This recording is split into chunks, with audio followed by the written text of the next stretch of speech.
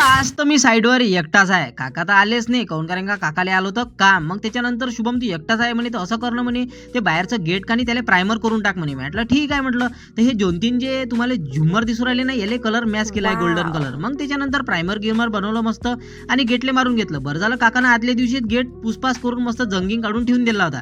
मग त्याच्यानंतर या भीतीचे सीएनसीचे प्लेट होत्या याले पुसपास केलं मस्त आणि प्रायमर मारून घेतलं. हे 2-3 प्लेट आहे वाटते बहुतेक गेले मारून घेतलं मस्त बड्यापैकी. मग त्याच्यानंतर अंदरूनही मारलं आणि बाहेरही मारायचं होतं. मग काही हलकी घोडी घेतली आणि गेलो बाहेर मारले.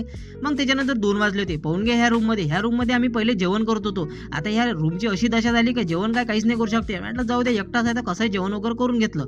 मग त्याच्यानंतर दुसरं गेट होतं. ह्या दुसऱ्या गेटला थोडंसं जंगिंग काढायचं होता, पुसपास करायचा होता. त्याच्यानंतर याला प्रायमर करायचं होतं.